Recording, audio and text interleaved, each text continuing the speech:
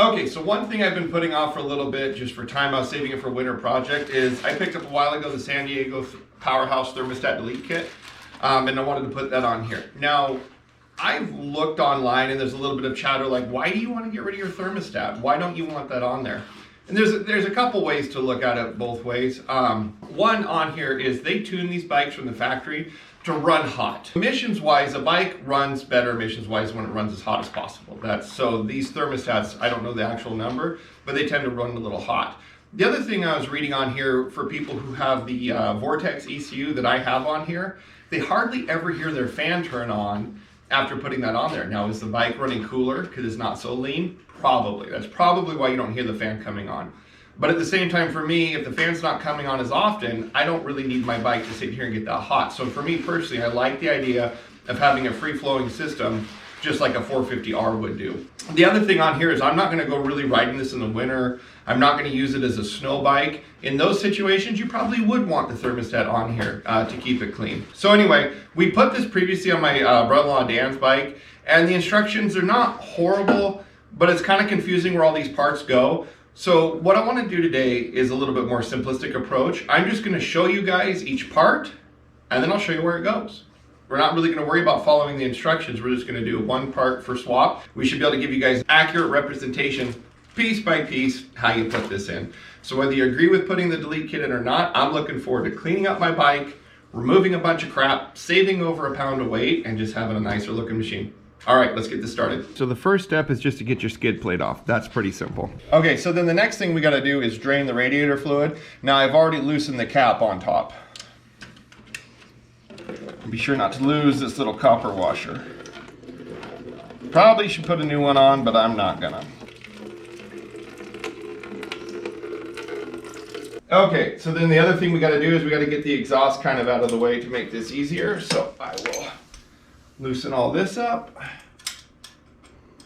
And then I forgot to order one. Ideally, if you're taking your header off, you should have a new copper crush washer for it. I don't have one right now, so I'm going to put it back together. If it leaks, I'll order one. They're not expensive. But you don't want to be leaking at your head, because if cold air goes back through there, that's how you warp your valves pretty much instantly. Okay, so here I'm going to jump in, and what we're going to do is we're going to go after probably the part everybody sees the most. First is we're going to pull the factory thermostat out on here, so it's pretty simple. So this hose is going to go away.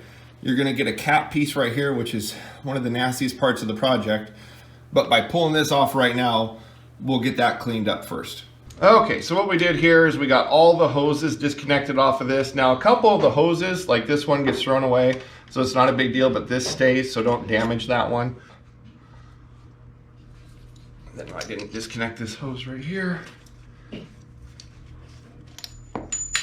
There we go. So this goes away. So we got everything out on here. Now what kind of confuses me the first time I did it is nothing's going to go in that hole right there. That's going to remain open. And they supply you two new bolts, a long one and a short one. This seal, they include a new one so we can take this out, and they also give you a new seal here. So this is the new part, and we're going to put a seal on it right here. That's this big one they give you. And we have a screw, so the factory sizes don't matter. Then we've got this little block off piece. Again, they give you a screw and a rubber gasket. So now I'm just going to put those in. Okay, I'm just going to go lightly snug right now to start. Grab this other one. Now technically my seal in there looks pretty good, but if you've got a new seal around, there's no sense reusing an old seal. Let's get it out and put a new one in. There we go. So I'm just going to put that seal right on this guy. There we go.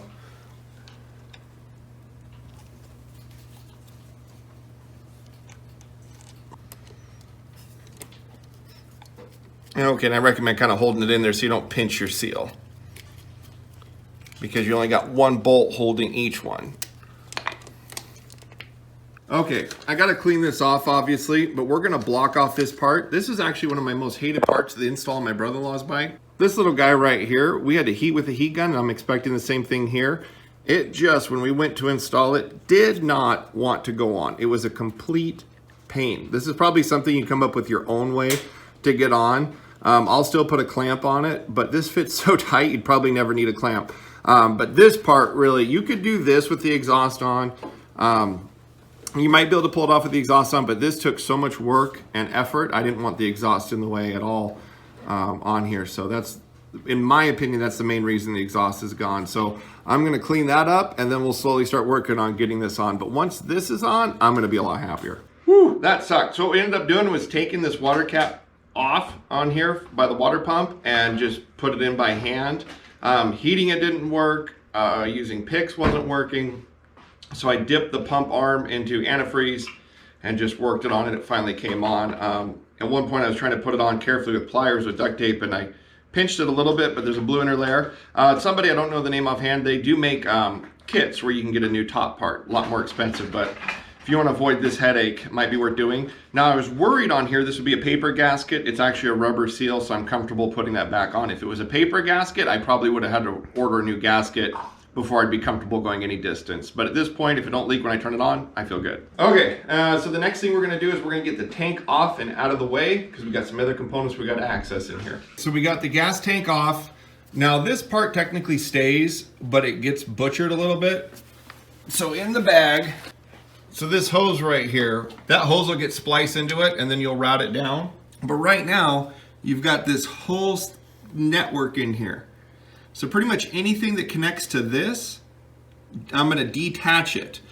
Because what's gonna happen is we go through here, we're gonna start plugging stuff around the air box and everything. I don't remember exactly which one, but I know right now, this little guy needs to go.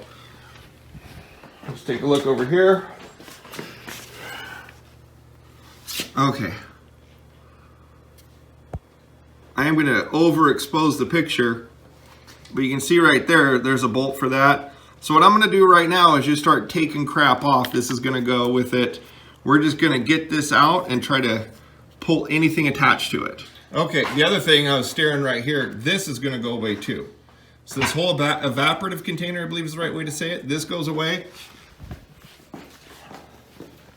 And it, if you look in here, I'm gonna overexpose it again, or you can kind of see it, it sits right on that bracket. So by getting this out of the way, I can lift this up a little easier too. Okay, so on here, to get to this thing, I can't get to a swivel, so we're gonna take the engine brace off. There we go. And then what we'll do when we put it back together is we will just torque these down to the standard settings. By opening that up, now I can get into here a lot easier to access that. On here, I do know you can actually buy different types of these to have different rigidity between the frame and the engine. I'm not ever gonna change them, but they do sell them. Okay, so now that that's loose, I'm just gonna detach every cable hooked up to it. Come here. Okay, that's out, looking better. This guy is gonna go. Look at that, okay. And so then again, we're just following the leads where things go on here, but this guy is just gonna lift out on that bracket right there. You can see it. So he's just gonna lift out. So I'm gonna take that hose off here real quick. Okay, got that hose off. And this is loose. Okay, here's another bracket right here. You can see that it's sitting on. So we'll push that up. See, when we did this to Dan, oh, here's a sensor. Okay, I'm getting ahead of myself here. Okay, so we lifted it on this bracket here. Comes off this bracket, disconnected this, and this sensor has to be taken off too. Let's get that off. It has a push button, let's see. There we go. Okay. So what else is holding this guy in here? I don't see anything on my side. See, when we did my brother-in-law's bike, we were doing the San Diego Powerhouse kit, so all this was kind of out of the way, and it was easy. Nothing on my side. Okay, I just gotta lift. This bracket's really tall. I just don't want to damage anything that needs to take care of. Okay. Oh, you're talking about this bracket here. I'm gonna overexpose it. So you've got a tube right here that goes into your air intake. But again, this is getting thrown away, so we just disconnect these cables. Okay, I'm gonna put the phone down. We're gonna get that off. Okay, we don't have a lot of room right here, so here's the easy solution. 2 bolts. So I'm gonna take this bracket off. Okay, so taking that off, you know, right here, this is loose, easy. But I want to point out there's a back bracket right here, and your brake switch is what it looks like running over across down there. So I think what I'm going to do is leave this bracket off and put it back with that one. There's no reason to have this sticking up. So let me get this out now.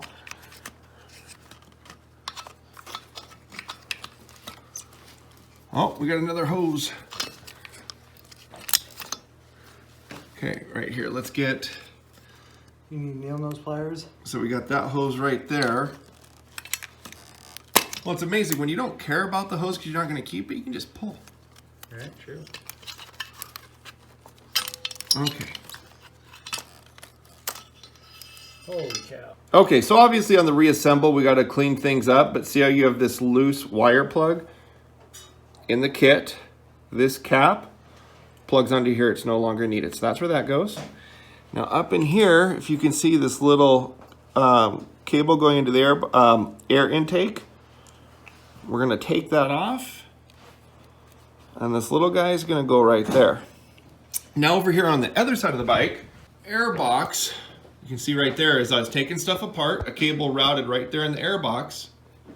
Well, then what we're gonna do is we're gonna take that part and we're gonna plug the air box. It's not focusing, but that's where that part goes. Okay, just a quick correction on here. That big brass one does not go into that. The big brass goes in right here. So the bottom one.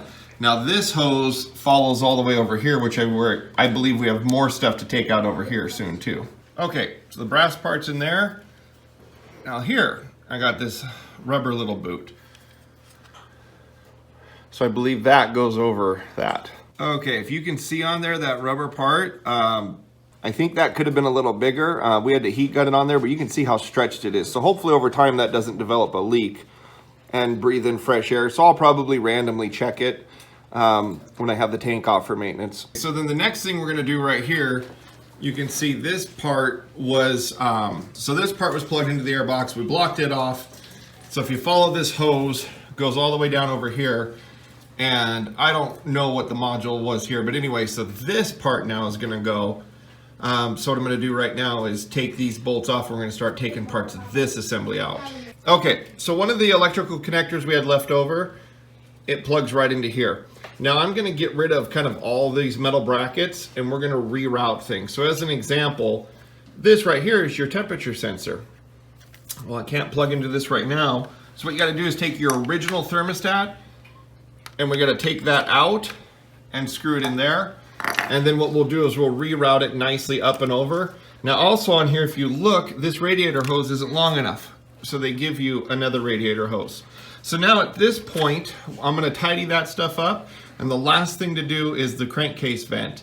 And then in theory, the kit is installed and then I still got a lot of reassembly to go. But hopefully this is giving you guys a part by part visual of how you put this kit together. Okay, so over on this side we had a free hose still, so I took the panel off so you can see. It's just sitting here. Goodbye, take it out, throw it away. Okay, so now what I'm gonna do on this assembly is I'm gonna take this hose off and we're gonna mate it with this other connection so that we can come out of the bike. So that right there goes into the head. So we're gonna put that back on the head. And then when I take this off, I'm gonna connect this hose together and then we'll cut off what the yellow we don't need.